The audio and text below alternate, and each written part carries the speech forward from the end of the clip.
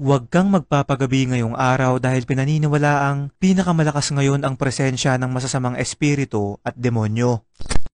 Mga kaibigan, ngayong araw September 7, magkakaroon ng tinatawag na Rare Blood Moon, isang total lunar eclipse kung saan magiging kulay pula ang ating buwan sa loob ng mahigit 80 minuto.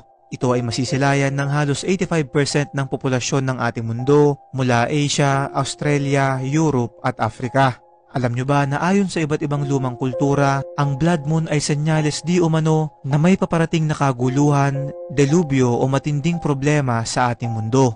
Maski nga sa Biblia, partikular na sa The Book of Joel at Book of Revelation, ito raw ay signus na malapit na ang katapusan. Sa East Asian folklore naman, dapat raw nakauwi ka na sa iyong bahay bago sumapit ang gabi dahil magdadala raw ito ng kamalasan sa iyo sa mga susunod na araw.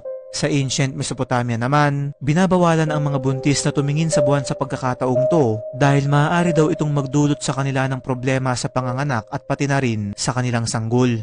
Walang ebidensya patungkol sa mga paniniwalang to at nasa sa atin na lang kung ito ba ay ating susundin o paniniwalaan.